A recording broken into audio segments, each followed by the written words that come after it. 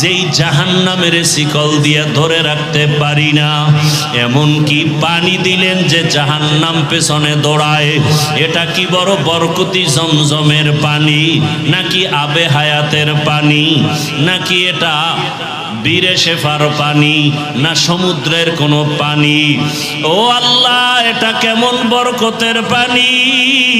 আমার আল্লাহ তখন বলবেন, এটা সমুদ্রের কোনো পানি না, বীরে শেফার পানি না, জমজমের পানি না, এটা কোনো বৃষ্টির পানিও না। এই পানি আমার মায়ার নবীর গুনাহগার উম্মতের চোখের পানি। দুনিয়াতে আমার মায়ার নবীর উম্মতেরা মাঝে মাঝে গুনার কারণে একা একা বসে কান্না করত। আমারে মাঝে মাঝে ডাক দিয়ে বলতো, আল্লাহুম্মা গফিরলি ওয়ারহামনি। ও আমার রব, আমি বড় গুনাহগার, জাহান্নামের আসামি। মানুষ আমাকে কত সম্মান করে, অথচ আমার গুনার কোনো শেষ নাই। মানুষ আমাকে মাওলানা বলে চেয়ার আগাইয়া দেয়, অথচ আমি মাওলা তোমার কাছে মানুষই হতে পারি নাই। গুনার কারণে আমার হাত না পাক, আমার চোখ না পাক, আমার জিহ্বা না পাক, গুনার কারণে আমার অন্তর না পাক। এই হাতের দ্বারা কত জুলুম করলাম, লেখার মাধ্যমে কত জুলুম, আঙ্গুল দিয়ে লেখলাম, জুলুম করলাম।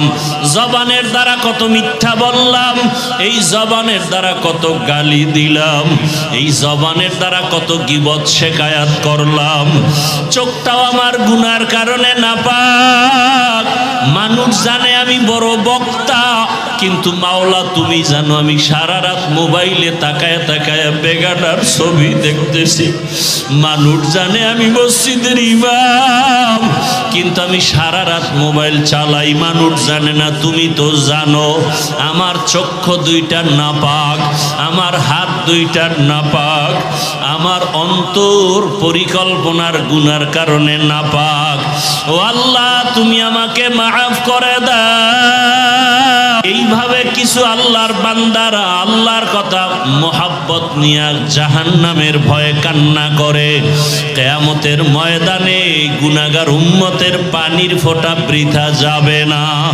ওই পানি দিয়া জাহান্নামের আগুন নিভাইয়া আল্লাহ বলবে, বান্দা